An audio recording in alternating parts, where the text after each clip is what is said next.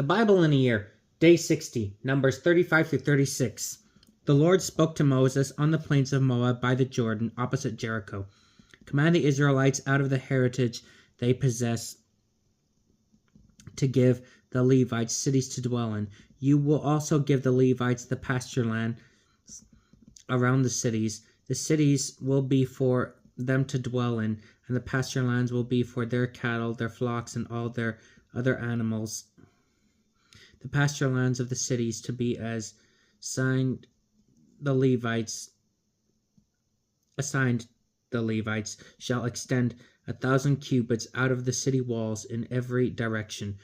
You will measure out 2,000 cubits outside the city along the east side, 2,000 cubits along the south side, 2,000 cubits along the west side, and 2,000 cubits along the north side.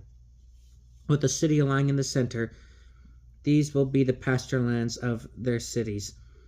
Now there are the cities you will give to the Levites, the 6 cities of asylum which you must establish for the homicide to run to, and in addition 42 other cities.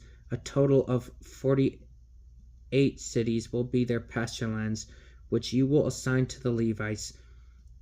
In assigning the cities from what the Israelites possess, take more from a larger group and a fewer from a smaller one, so that each will cede cities to the Levites in proportion to the heritage which it receives. The Lord spoke to Moses, "Speak to the Israelites and say to them, when you go across the Jordan into the land of Canaan, select for yourselves cities to serve as cities of asylum, where a homicide who has killed someone inadvertently may flee.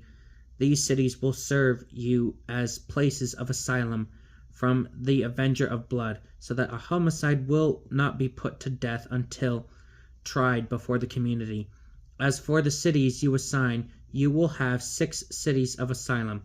You will designate 3 cities beyond the Jordan, and you will designate 3 cities in the land of Canaan. These will be cities of asylum. These 6 cities will serve as places of asylum for the Israelites and for the resident or transient aliens among them, so that anyone who has killed a person inadvertently may flee there. If someone strikes another with an iron instrument and causes death, that person is a murderer, and the murderer must be put to death. If someone strikes another man with a death-dealing stone in the hand and death results, that person is a murderer, and the murderer must be put to death. Or if someone strikes another with a death-dealing club in the hand and death results, that person is a murderer, and the murderer must be put to death. The avenger of blood is the one who will kill the murderer, putting the individual to death on sight. If someone pushes another out of hatred or throws something from an ambush and death results, or strikes another with the hand out of enmity and death results, the assailant must be put to death as a murderer. The avenger of blood will kill the murderer on sight. However, if someone pushes another without malice aforethought, or without lying in ambush, throws some object at another, or without seeing drops upon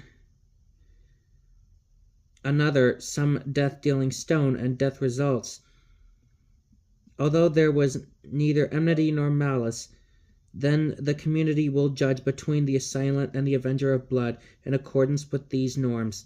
The community will deliver the homicide from the avenger of blood, and the community will return the homicide to the city of asylum where the latter had fled, and the individual will stay there until the death of the high priest who has been anointed with sacred oil. If the homicide leaves at all the bounds of the city of asylum to which flight has been made, and is found by the avenger of blood beyond the bounds of the city of asylum, and the avenger of blood kills the homicide, the avenger incurs no blood guilt, for the homicide was required to stay in the city of asylum until the death of the high priest. Only after the death of the high priest may the homicide return to the land of the homicide's possession. This is the statute for you throughout all your generations, wherever you live, for rendering judgment. Whenever someone kills another, the evidence of witnesses is required to kill a murderer. A single witness does not suffice for putting a person to death.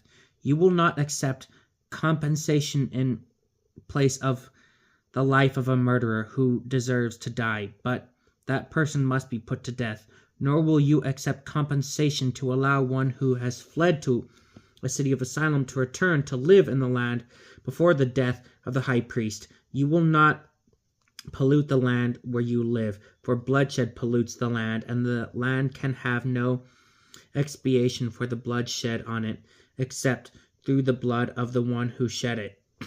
Do not defile the land in which you live, and in the midst of which I dwell, for I, the Lord, dwell in the midst of the Israelites. The heads of the ancestral houses in a clan of the descendants of Gilead, son of Machir, son of Manasseh, one of the Josephite clans, came up and spoke before Moses and Eleazar the priest, and before the leaders who were the heads of the ancestral houses of the Israelites.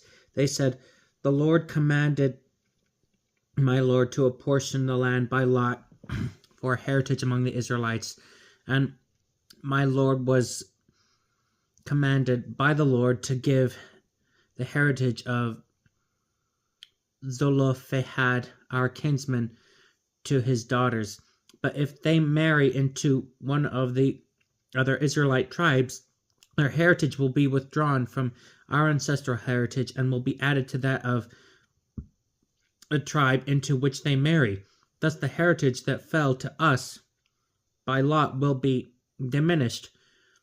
When the Israelites celebrated the Jubilee year, the heritage of these women will be added to that of the tribe into which they marry, and their heritage will be withdrawn from that of our own ancestral tribe.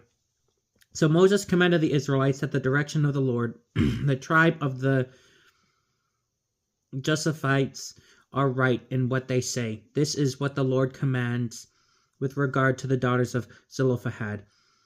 They may marry anyone they please, provided they marry into a clan of their ancestral tribe, so that no heritage of the Israelites will pass from one tribe to another, but all Israelites will retain their own ancestral heritage.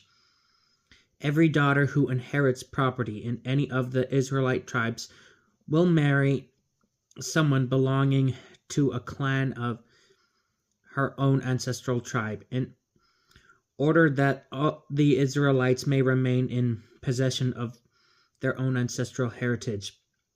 Thus no heritage will pass from one tribe to another, but all the Israelite tribes will retain their own ancestral heritage. The daughters of Zelophehad did exactly as the Lord commanded Moses.